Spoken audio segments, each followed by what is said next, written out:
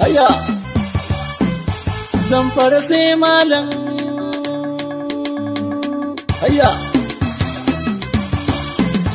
Zamfara mun bi ka malam Wadata Madawaki. Zamfara mun bi ka malam Wadata. Sallama mai yawa tare da aminci a gare ku al'ummar jihar Zamfara.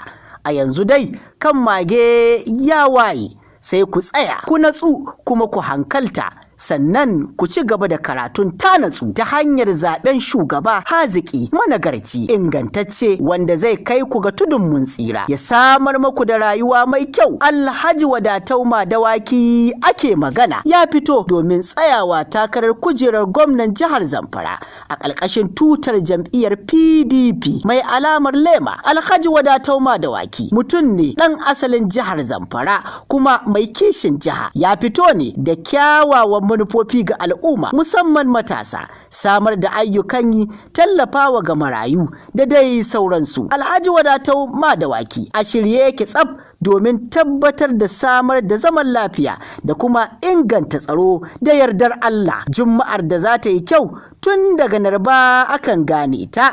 Ku tabbata kun zaɓe shi, kun ba shi dama domin a dama da ku, domin ya kawo muku ci gaban al'umma, shine burinsa a kowane lokaci. Alhaji Wadatau Madawaki shine mafita. Al'ummar jihar Zamfara ga dama ta samu, kada ku sake a yi maku sakiyar da ba ruwa. Ku tabbata kun zaɓi mutum managarci, wato Alhaji Wadatau Madawaki. Wannan sako ne daga ɗimbin masoya da magoya bayan Alhaji Wadatau Madawaki.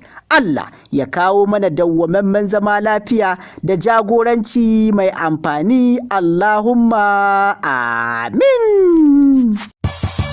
Haya Zamfara sai malam. Haya Zamfara mun bi ka malam Wadatau Madawaki. Zamfara mun bi ka malam Wadata.